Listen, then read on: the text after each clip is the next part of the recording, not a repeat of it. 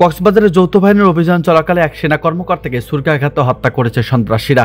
এ সময় তার গলায় 3 বার ছুরি চালানো হয় এবং বাম চোখে একটি ছুরি ঢুকিয়ে দেওয়া হয়।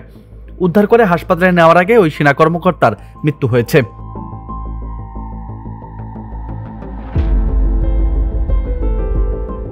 সোমবার দিবাগত রাত 2:30টার দিকে জেলার চকরিয়া উপজেলার ডুলহাজারা ইউনিয়নের মাইজপাড়া এলাকায় এই ঘটনা ঘটে।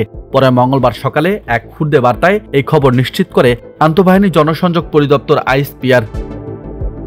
নিহত সেনা সদস্যের নাম তানজিম সারোয়ার নির্জন। তিনি সেনাবাহিনীর লেফটেন্যান্ট ছিলেন। তার বাড়ি টাঙ্গাইলের বিশ্বাস বেতকায়। তিনি বিন্দুবাসিনী ও পাবনা ক্যাডেট কলেজের শিক্ষার্থী ছিলেন বলে জানা গেছে।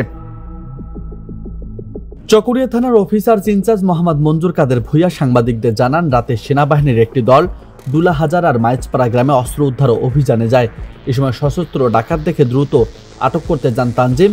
এ সময় ডাকাতের সঙ্গে তার ধস্তাধস্তি হয়। এক পর্যায়ে ডাকাতের ছুরিকাঘাতে গুরুতর আহত হন এই সেনা কর্মকর্তা। পরে কক্সবাজার নেওয়ার পথে তিনি মারা যান। তিনি আরও জানান, সেনাবাহিনীর অভিযানে ডাকাত দলের সদস্য জিয়াবুল ও বেলাল সহ 3 জনকে আটক করা হয়েছে। সেনা কর্মকর্তার মরদেহ কক্সবাজার সদর হাসপাতালে মর্গে রাখা হয়েছে। নিউজ ডেস্ক, বার্তা 24।